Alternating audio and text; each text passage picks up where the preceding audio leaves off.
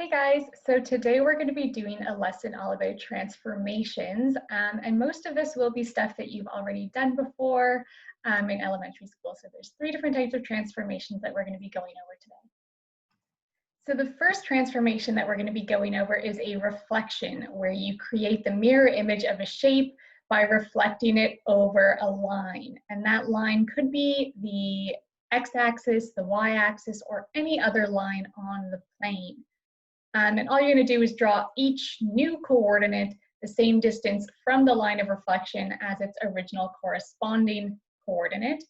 And then each new coordinate gets labeled as whatever letter prime. We represent prime with like a little apostrophe. So I'll show you what that would look like. So we have this shape drawn here. It says reflect the shape over the y-axis. So this is the y-axis. We need to reflect our shape over that. So you can pick any point to start with. I'm gonna start with B. So I just need to move it to the other side of the y-axis about the same distance away. So it would end up about there. And then if I do A next, A is at -2, so it's 2 over from the y-axis. So A is going to end up 2 over from the y-axis, but on the positive side. And then D is at -1, so it'll get moved to +1. And then C is at -2, it'll get moved to -2. Or sorry, +2. And then we just reconnect the dots, like so. Okay, let's try a slightly different one. This time I haven't given you an axis to reflect the shape over. I've given you a line. So the line y equals 1. That is a horizontal line that goes through where y is equal to 1.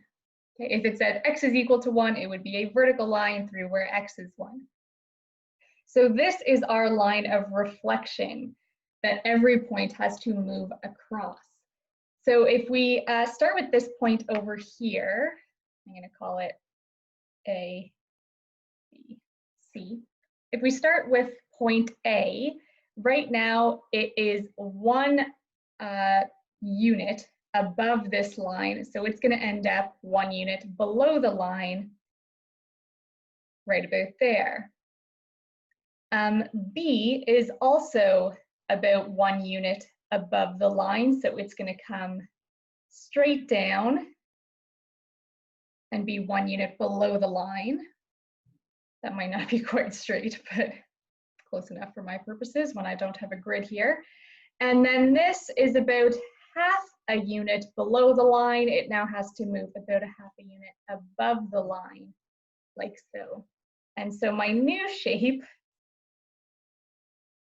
would look like this. And now as far as labeling our points go, so if we go back to the first example here, when we redrew point B, that becomes B prime. And our new point A is going to be A prime. Our new point D would be D prime. And same with C, it would be C prime.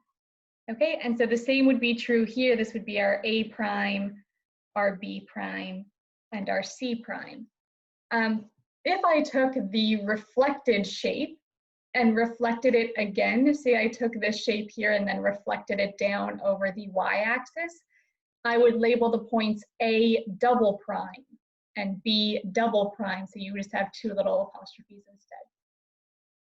The one thing that you will notice here is that reflected shapes always have line symmetry. So essentially, the line of reflection is also a line of symmetry. If you were to look at both of these as if they were all one shape, or this thing as it's all one shape, the line that we reflected them over is the line of symmetry for this total shape. The second transformation is a rotation, where you take a shape and you rotate it a certain amount of degrees, either clockwise or counterclockwise, and you rotate it around the origin, which is 0, 0 on a coordinate plane, or you can rotate it around one of the vertices of the shape, or you can rotate it around the center of the shape, or any point on the plane can be chosen to rotate the shape around. So there's a couple different ways of doing this. I would highly recommend having a clear ruler and a whiteboard marker when you're doing this. It's going to make it a lot easier. But if you don't have those things, a ruler of any kind will do. So draw a straight line from the vertex or the corner of your shape to the point that it's rotating around, and then rotate that line however many degrees you've been told to rotate it, and then redraw that point at the end of the line. Make sure that your line stays the same length when you rotate it, and then you're just going to repeat that for every vertex.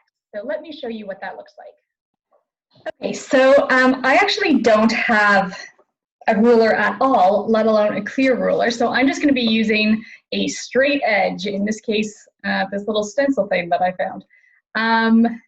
So let's do this. So in this case, I have been told to rotate the shape 90 degrees around the origin. And again, the origin is 0, 0. It's right in the middle of that grid. So the first thing I'm going to do is pick a point, and I'm going to draw a straight line from the vertex, so the point, in this case C, to the origin, like so. And then if you had a ruler, you would measure what that is. I'm going to like estimate it with a computer. Preferably, you would actually have that. And then I'm going to take this line and rotate it 90 degrees. And that's easy to do if I have a nice like straight edge corner like this, because I can just say, I have to move that back for a second. I know that the corner is 90 degrees, so I'm just going to line up the bottom of this with my line, and then up the other side go about a centimeter, since that is what I estimated this was. It would look like that-ish. That's going to be my new point. Okay, and that is roughly a 90-degree angle in there. And then I would do the same thing with every other point. So from B to the origin, 90 degrees, and then about the same distance upwards.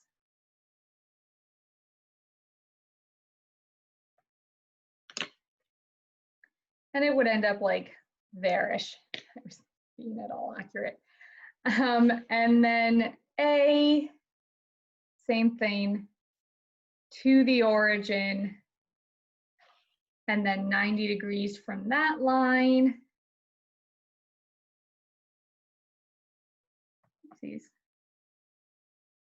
Which would end up about there. Now, the reason that I'm going slightly off the line here is because I do know that my B and C should end up on the same line. And so because I put my C here, my B needs to be directly above it. And then my A also needs to be in line with my B. And then I'll just connect these. So this is now my A prime, my B prime, and my C prime. Now, again, this would be much, much easier. First of all, it'd be easier with a ruler, but it'd be super easy if you had a clear ruler and a whiteboard marker. Because all you would do in that case is I would take the corner of my ruler and put it on the point that I'm rotating around. So in this case on 0, 0. Then I would, with a whiteboard marker, draw the shape that I am rotating. And then I would just hold the corner and rotate 90 degrees and redraw the shape. And it would be that easy. So yeah, if you had like a flexible ruler that I could be like, oh, that's where the point is, I'm just gonna like draw it there. So yeah, highly recommend you invest in a clear ruler. That's usually what comes in like your like protractor sets and stuff like that, whatever they're called. And a whiteboard marker so that you can erase it after you're done. Okay, but let's try the next one here. So this one says to rotate this shape 180 degrees around point C. Now you'll know in the previous example, it told us whether to rotate clockwise or anti-clockwise. In this case, anytime you're rotating 180 degrees, you're rotating like halfway around. So it doesn't matter if you're going clockwise or counterclockwise. That's why it doesn't tell us this time. So once again, I'm going to take my not so handy stencil thing.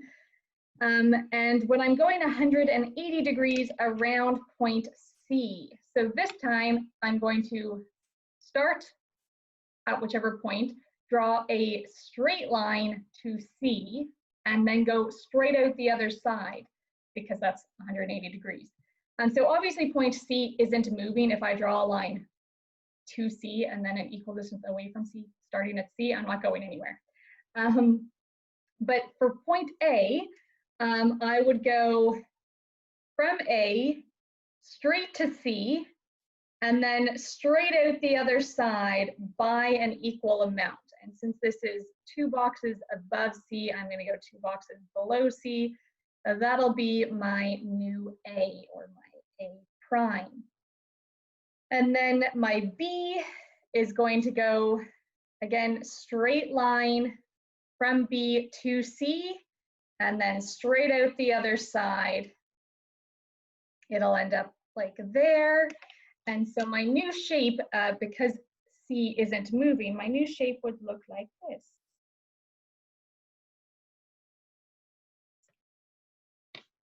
Okay, with A prime, B prime, and C prime. You will notice that all rotated objects always have rotational symmetry. So if we look at this entire thing as a shape now, this does have rotation symmetry. It has an order of 2, and its angle of rotation would be that 180 degrees. Okay, and the last type here is a translation. This is the last transformation we'll be talking about. So a translation is you just take a shape and you shift it up, down, left, or right, given whatever number of places you're told to move it. So sometimes it'll say up, down, left, and right, just using the first letter of those words. So if it said D2, that means go down 2. Other times it tells you to go up or down based on the X and Y axis. So for example, if it said Y plus 3, that means go up by 3, since Y is like the up or down axis. Y plus 3 is Y up 3. And then X minus 2, X is your horizontal axis. So if it's saying X minus 2, it means go left 2 spots. So you're just going to do whatever it tells you to each vertex one at a time, and then relabel your coordinates. So let's look at this shape here. Where did my pen go? So it says we're going to translate the shape y minus 1, x plus 3. So this y minus 1 means take every point and go down by 1, since the y-axis is up or down. And then the x plus 3 means go in the positive direction by 3. So for A, for example, we would go down 1 and then over 1, 2, 3. We'd end up like here-ish for A. That would be our A prime. And for B, down 1, over 1, 2, 3. B prime would end up there. C, down 1, over 1, 2, 3. We would get C prime there, and then D, down 1, over 1, 2, 3, D prime. So it looks like that. Translations are definitely the easiest type to work with. And as you can tell by this, if we look at this as an entire shape, there is no symmetry created by doing a translation. So there's no line symmetry here. So if we just kind of like tried to separate these shapes in the middle and reflect them on top of each other, it wouldn't work. They're not mirror images. And there's also no rotation symmetry between these. Okay, that is it for today's lesson. Let me know if you have any questions.